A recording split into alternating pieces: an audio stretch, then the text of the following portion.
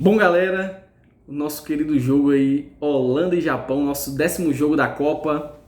Holanda e Japão foi realmente muito emocionante. Quem assistiu sabe o que eu tô dizendo. Para quem não assistiu, vale um resumo aqui que eu vou contar para vocês. Um jogo muito emocionante, onde o Japão jogou com o coração, jogou com a alma. Todos nós também gostamos da equipe japonesa, gostamos do Japão, gostamos da tradição e torcemos juntos, né, por ele. Até porque é um confronto que o Brasil pode pegar um deles dois lá na frente, lá nas 16 avos de final, dependendo, claro, do resultado do Brasil no grupo dele, do chaveamento. Mas é muito emocionante, não tem como não se emocionar com essa Copa do Mundo, não tem como não torcer por equipes assim, por equipes que têm a tendência de serem as mais fracas, mas que no jogo eles apresentam, se doam seu sangue, correm bastante, marcam e tentam fazer história nessa competição, onde poucos conseguem fazer história, onde poucos ganham, onde muitos já pisaram, mas poucos ganharam. E vale o destaque individual para 3 jogadores japoneses. Kamada no meio campo, que foi recompensado pelo gol. Kamada é um excelente jogador, um excelente meio campista, dito ritmo, diversas vezes em contra-ataques japoneses. Ele que tinha aquela achada no passe, aquele passe de qualidade, aquele refino no meio campo. Também destacamos Nakamura na ponta esquerda, é um jogador muito incisivo, sempre buscando a linha de fundo, sempre buscando fazer uma associação ali. Teve alguns chutes realmente meio que para a lua, mas realmente um jogador muito interessante mesmo do Japão. Kubo saiu machucado, tomara que não seja nada para as próximas partidas japonesas, mas conseguiu dar uma assistência ainda, conseguiu tentar participar. E em especial para o goleiro Suzuki, que fez uma belíssima defesa logo no início do jogo, uma finalização forte da entrada da área de Daniel Malen. Quase Malen consegue fazer o gol, foi uma pancada mesmo, uma grande defesa de Suzuki.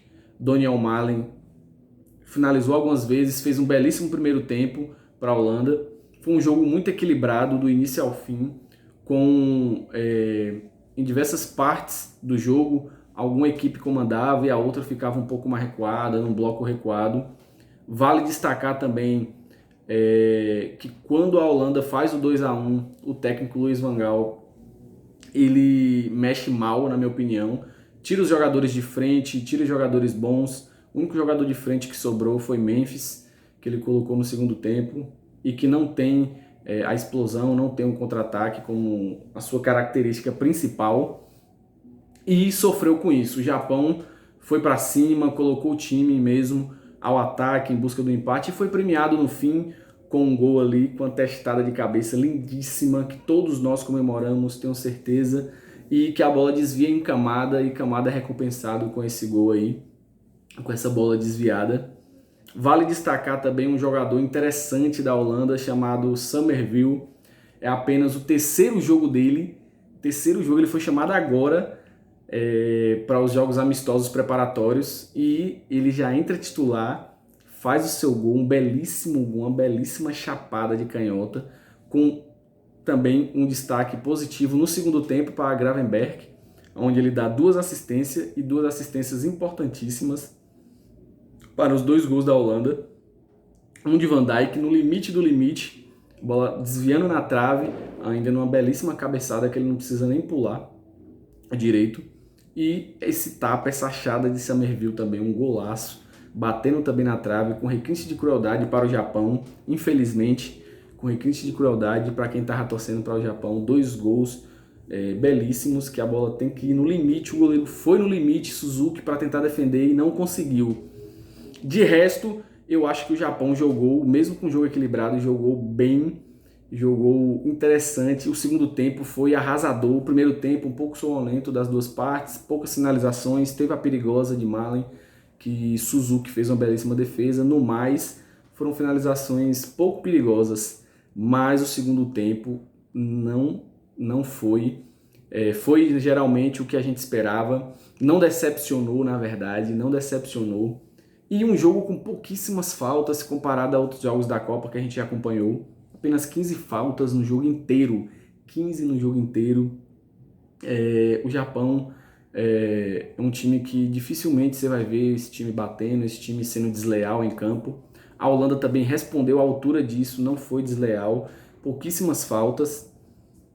Equilíbrio total em finalizações, 8 para um lado, 11 para outro. Suzuki como destaque nas 7 vezes dessas 11 finalizações da Holanda, dos Países Baixos, que conseguiu ir na direção do gol. Suzuki conseguiu fazer seu trabalho bem, a posse de bola equilibrada, um pouco superior para a Holanda, mas bem equilibrada. A precisão de passes também equilibradíssima, 89 para um lado, 88 para o outro.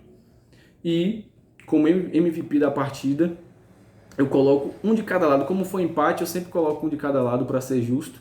Eu coloco na parte japonesa Kamada, um meio-campista muito interessante. Para ele vale o MVP. É interessante esse jogador, eu tenho certeza que vai crescer ainda mais na Copa.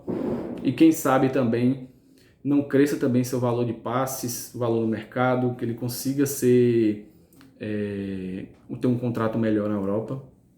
E o destaque para Summerville, um jogador interessante, novo, terceiro jogo apenas pela seleção holandesa, entra como titular numa Copa e a camisa holandesa não pesou para ele. Conseguiu performar bem dentro das limitações da Holanda também no primeiro tempo e foi premiado no segundo tempo com um belíssimo gol, com um passe de Gravenberch e um belíssimo gol dele, uma chapada tirando do goleiro para fazer o 2-1 até então naquele momento. Então esse vai o MVP para esses dois. Então, prognósticos aí para as próximas partidas. O empate eu acho que deixa muito em aberto esse grupo, Japão e Holanda. Eu acho que são os dois que vão passar de fase para as 16 avos de final. Teremos Suíça e Tunísia logo após. Teremos Suécia e Tunísia. E a obrigação é um dos dois pontuarem bem, fazer a vitória, para justamente tentar sonhar e tentar roubar a vaga de um dos dois. Para a Holanda vale o alerta. Pegou o adversário mais difícil do grupo, conseguiu esse empate.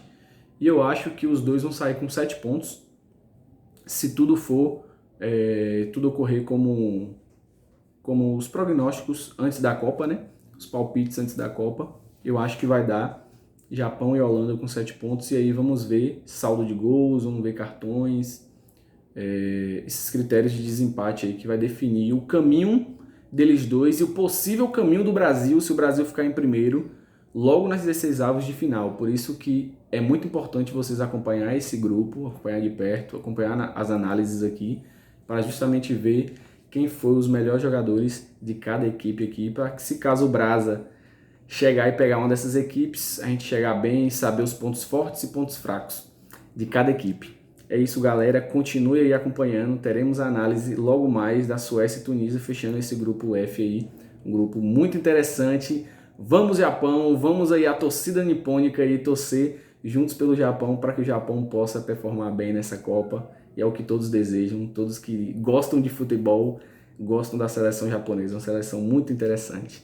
É isso, galera, curta e compartilhe nosso vídeo aí, e não se esqueça que a todo dia tem 3 a 4 vídeos, porque todo jogo, Copa, 104 jogos, a gente vai acompanhar e analisar aqui, então todo dia tem muitos vídeos para você acompanhar a playlist da Copa do Mundo que eu fiz especialmente aí para vocês. É isso, galera, um abraço.